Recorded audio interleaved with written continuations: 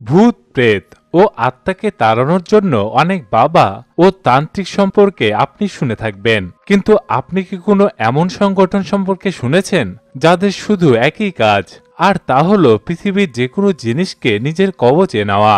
শুনতে হয়তো অনেক আজব মনে হচ্ছে, কিন্তু এসিপি ফাউন্ডেশন এর উপরেই কাজ করে থাকে। এখন প্রশ্ন, এসিপি কি আর তারা কিভাবে কাজ করে থাকে? এইসব জিনিসগুলিকে জানতে দুরন্তের এই ভিডিওটিকে শেষ পর্যন্ত অবশ্যই দেখবেন। পুরো ভিডিওটি দেখার পর আপনি এটা ভেবে অবাক হয়ে যাবেন যে পৃথিবীতে এমনও কিছু ঘটে।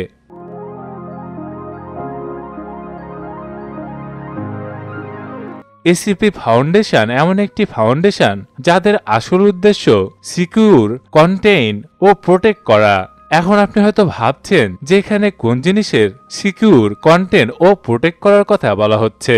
যদি আমি আপনাদের সরল ভাষায় বলি, তাহলে এই ফাউন্ডেশন এমন মানুষদের ধরে যারা কোনো না কোনোভাবে মানুষদের জন্য বিপজ্জনক। এই ফাউন্ডেশনের কাজের ধরন অনেক সাধারণ, যেখানে এরা যেসব এন্টিটিকে ধরে সেগুলোকে এসিপিস বলা হয়, যেখানে তাদের ধরা এসিপিসকে আলাদা আলাদা ক্যাটাগরিতে ভাগ করা হয়েছে। এরা এই ক্যাটাগরিকে অবজেক্ট ক্লাসেস বলে। এখন আমি এই তিন ক্যাটাগরি মানে তিন অবজেক্ট সম্পর্কে বলবো। প্রথমে আমরা অবজেক্ট ক্লাসে সেফ ক্যাটাগরি সম্পর্কে জেনে নেই। এই ক্যাটাগরিতে সেসব অবজেক্ট আসে যাদের কন্টেন্ট করা অনেক সহজ হয়, অথবা আপনি এভাবে ভেবে নিন, এমন এপিসিস যে পালানোর চেষ্টা করে না। এর অর্থ এটা নয় যে এটি বিপজ্জনক নয়, এগুলো অনেক বিপজ্জনক হতে পারে এবং কম্পারেটিভলি এদের ব্যবহার এতটা ভয়ানক নয় যেগুলো সামনে দেখানো অবজেক্টগুলি হয়ে থাকে। দ্বিতীয় অবজেক্ট ক্লস ইউক্লিড ক্যাটাগরি। এই ক্যাটাগরিতে যে সকল ক্রিয়েচার আসে যাদের ধরতে স্পেশাল পদ্ধতির ব্যবহার করা হয়, কারণ এদের ব্যবহার অনেক ভায়োলেন্ট হয়ে থাকে, আর এ কারণে এদের ধরার সময় অনেক সাবধানতা অবলম্বন করতে হয়। তা না হলে এই ফাউন্ডেশনের জন্য এগুলো ক্ষতিকারকও হতে পারে। যদি আমরা তৃতীয় ক্যাটাগরির কথা বলি, তাহলে সেটি হলো কেটার ক্যাটাগরি। আর এই ক্যাটাগরিতে সে সকল ক্রিয়েচার আসে যেগুলো অনেক বেশি ভয়ানক হয়ে থাকে। এর মানে সকল জীব কখন কার জীবন নিয়ে নেয় এর কোনো ভরসা নেই। এ ধরনের ক্যাটাগরিতে মনস্টার ও ক্রিয়েচার পড়ে, যা প্যারানরমাল এন্টিটিও হতে পারে। এদের দেখাটাও আমাদের জন্য বিপজ্জনক হতে পারে। এ কারণে সকল ক্রিয়েচারকে কোয়ান্টিটি করার জন্য অনেক সুরক্ষিত ও আলাদা ধরনের পদ্ধতির ব্যবহার করা হয়ে থাকে, যা এতটাই ভয়ঙ্কর যে একবার একজন ডাক্তার এই প্রসিজারকে দেখে ফেলে, যার ফলে সে মানসিকভাবে অসুস্থ হওয়ার কারণে সেই ডাক্তার সুসাইড করে।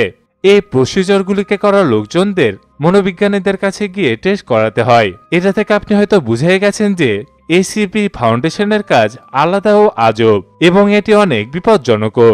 এগুলো ছাড়াও অনেক ক্যাটাগরি রয়েছে যেখানে আলাদা আলাদা ধরনের ক্রিয়েচারকে গণনা করা হয়, কিন্তু পরিষ্কারভাবে আপনি এটা বুঝে নিন যে এসিপির দুনিয়া নিজে থেকে অনেক আজব, যেখানে অনেকগুলি এমন ক্রিয়েচার রয়েছে যেগুলো সম্পর্কে ভেবেই মানুষের কয়েক রাত ঘুম আসবে না।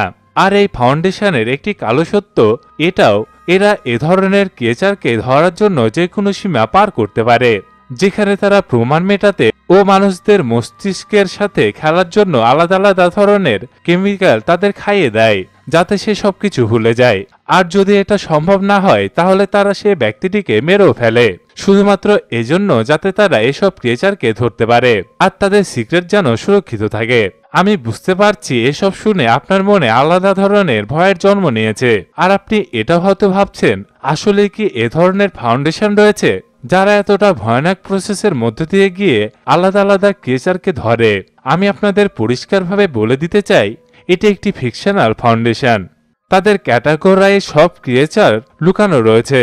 এই ফাউন্ডেশনটির একটি ওয়েবসাইটও রয়েছে, যেখানে গেলে আপনাকে রেজিস্টার করতে বলা হবে, আর ভেতরে গিয়ে অন্যদের দ্বারা লেখা ক্রিয়েচারগুলি সম্পর্কে আপনি পড়তে পারবেন। আর আপনার যদি কোনো এসিপি সম্পর্কে জানা থাকে, তাহলে তাদের বলতে পারবেন। এগুলো শুনে হয়তো আপনার হাসি পাচ্ছে, কিন্তু এই হাস্যকর জিনিসটি পুরো পৃথিবীতে ভাইরাল হয়ে গিয়েছে, যেখানে 5000-এরও বেশি ক্রিয়েচারের কথা এই ওয়েবসাইটটিতেও উল্লেখ রয়েছে।